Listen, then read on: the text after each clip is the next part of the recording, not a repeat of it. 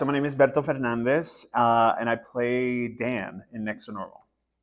Thank you. And what drew you to the character of I think when I first saw the production, I saw the off-Broadway show Next to Normal, and I was really moved by the character of Dan specifically. I really saw my dad in him a lot.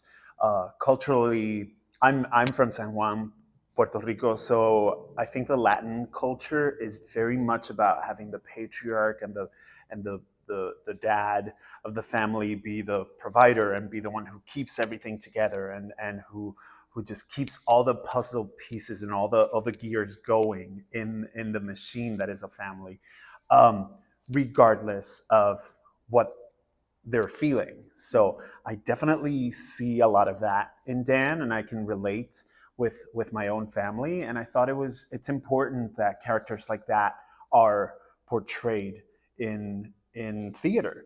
And it's interesting because this is not necessarily the theme that you would consider a musical, like a good theme for a musical. But I think that's what makes it so special and so relevant.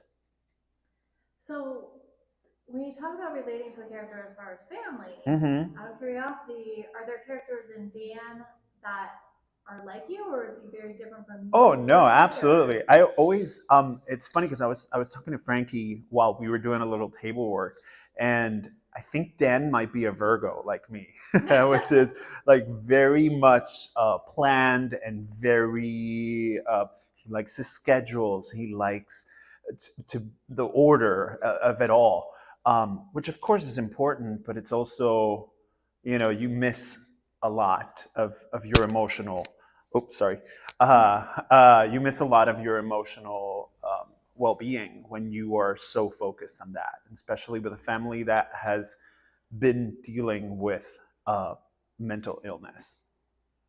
so you mentioned you like the fact that as a musical, it's kind of different from what you expect.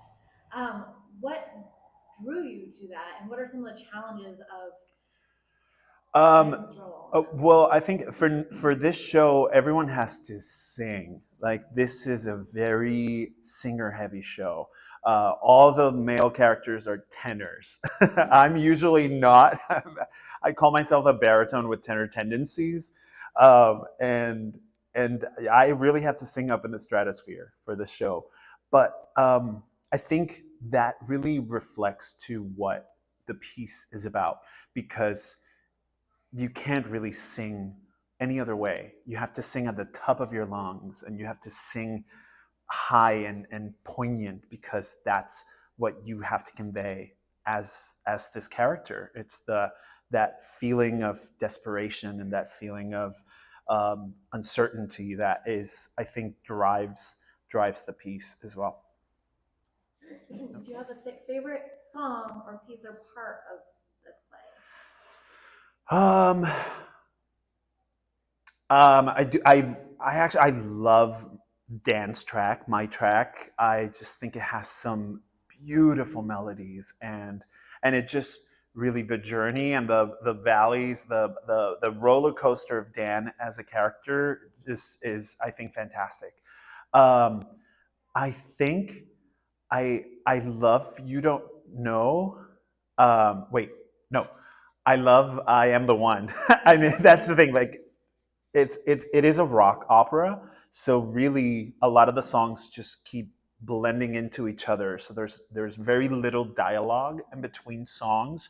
So it's interesting because we were talking about the show in a symphony um, format. So there's different sections of this symphony that will kind of we power through. So like the how we're feeling. So the introduction of the good man's and how how it just turns a little sour and it turns a little dark and it's just part of it.